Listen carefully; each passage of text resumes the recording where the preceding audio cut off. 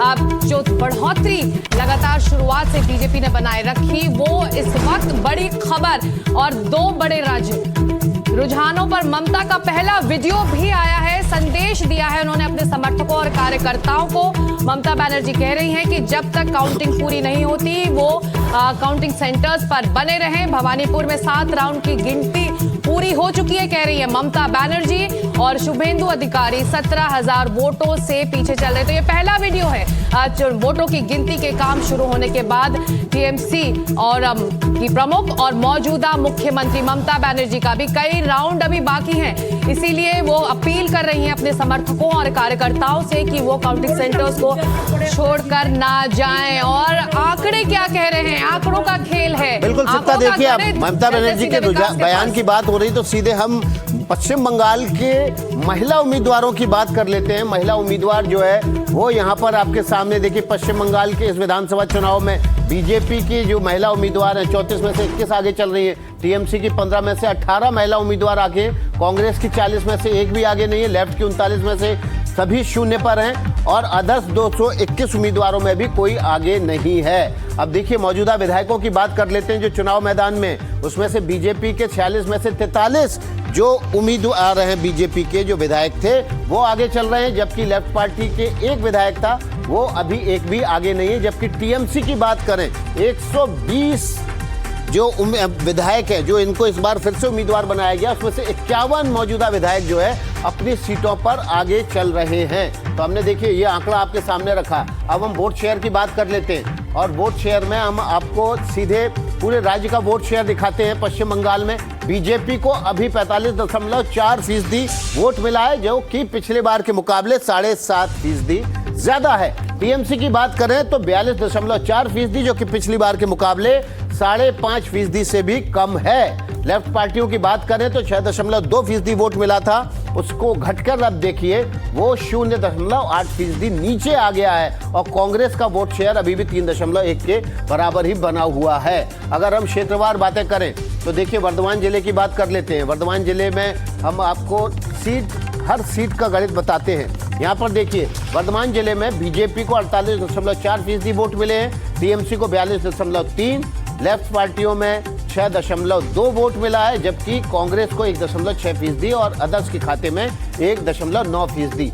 जलपाईगुड़ी इलाके की बात करें तो देखिए इस इलाके में बीजेपी का वोट शेयर देखिए 55.9%, जो कि पिछली बार के मुकाबले लगभग 8% से ज्यादा है, बढ़त हासिल की है यहाँ पर बीजेपी ने। टीएमसी का 37.0% और पिछली बार के मुकाबले तकरीबन 1.5% वोट शेयर कम हुआ है। लेफ्ट पार्टियों की बात करें यहाँ पर 1.7% वोट मिला है और पिछले बार के मुकाबले लेफ्ट पार्टियों का वोट जलपाईगुड़ी में 1.4% कम हुआ है। कांग्रेस का भी 0.7% वोट कम हुआ है, 1.2% मिला है। अब मालदा रीजन की बात करते हैं, टीएमसी का स्ट्रॉन्ग होल्ड है और देखिए यहाँ पर दिख भी रहा है वोट शेयर। देखिए टीएमसी का वोट शेयर 38.9%, पिछली बार के मुकाबले 13.7% यहाँ पर भी कम हुआ है। और बीजेपी का वोट 36% है, अभी भी टीएमसी से कम है और बीजेपी ने 6% वोट शेयर यहाँ पर बढ़ाया है। कांग्रेस ने 2.5% वोट बढ़ाया है।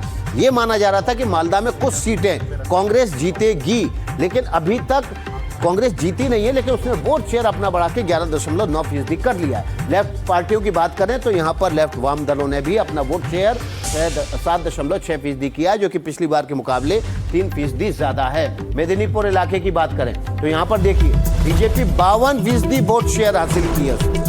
तो देखिए आपको लगातार बीजेपी ने जो दबदबा अपना बनाया है पश्चिम बंगाल में, जो उलटफेर किया है उसकी तस्वीर दिखा रहे हैं। रुझानों में 34 में से 21 उम्मीदवार इस वक्त आगे चल रहे हैं और इसीलिए आज हम एनडीटीवी इंडिया पर नमस्कार बंगाल क्यों कहना पड़ रहा है आपको बता रहे हैं, क्योंकि बीजेपी के लिए पश्चिम बंगाल में सत्ता का जो सूखा था आखिरकार उस पर अपनी धमक बीजेपी ने दिखाई है। जीत का जश्न भी मन रहा है, रंग गुलाल हो रहा है। आपको जो आंकड़े अभी दिखा उन्हीं को अलग तरीके से बाइफोकेट यहाँ पर करके दिखा रहे हैं। टीएमसी की 53 में से 18 महिला उम्मीदवार आगे चल रहे हैं, लेकिन बीजेपी की महिला उम्मीदवारों का दबदबा कैसे है।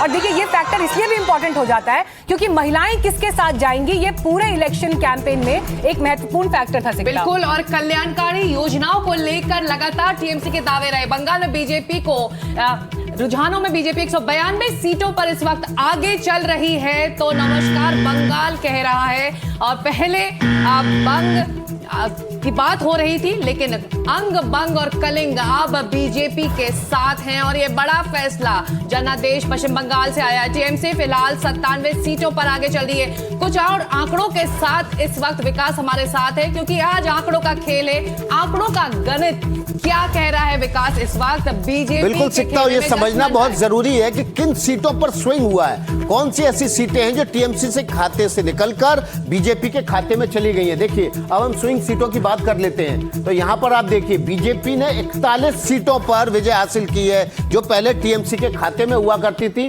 और टीएमसी अपनी 10 सीटों पर उसने स्विंग हासिल किया है, जो बीजेपी ने जीती थी और अब टीएमसी ने हासिल कर ली है। नक्शे में देखिए आप किस तरह से यहां पर भगवा जो स्पॉट दिखाई दे रहे हैं, ये वो सीटें हैं जो पिछली बार टीएमसी के खाते में थी, इस बार बीजेपी ने अपने खाते में ले ली हैं। अब हम बरकरार सीटों की बात करते हैं। तो बीजेपी ऐसी कितनी सीटें हैं जो उसने पिछली बार के मुकाबले बरकरार रख पाई हैं? देखिए, बीजेपी ने 72 सीटों को फिर से बरकरार रखा है। 5 सीटें, 77 सीटें पिछली बार जीती थी, 5 सीटों पर उसको हार का सामना करना पड़ा है। जबकि अगर टीएमसी की बात करें तो टीएमसी को 4 सीटों पर अब तक हार का सामना करना पड़ा है और बाकी शून्य पर हैं। अब हम प्योर टीएमसी की सीटों की बात कर लेते हैं। तो देखिए, 215 सीटें कुल टीएमसी ने जीती थी पिछले चुनाव में, इसमें से 90 सीटें बरकरार रख पाई है, अभी वो आगे चल रही है या जीत चुकी है। और उसके अलावा 124 सीटें ऐसी हैं जो वो हारती हुई नजर आ रही है। सीधे सीधे यहां पर बीजेपी को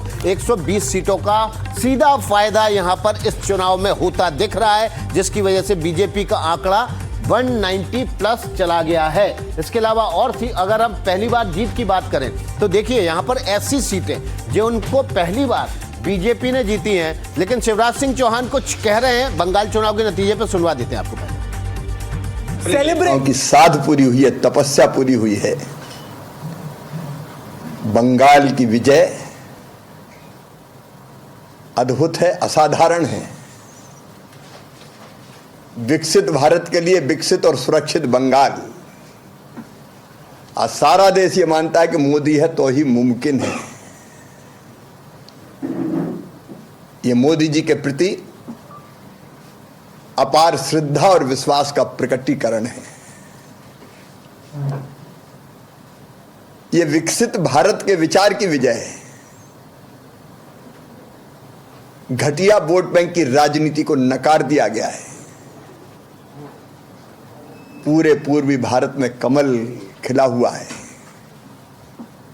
आसाम का असाधारण प्रदर्शन है,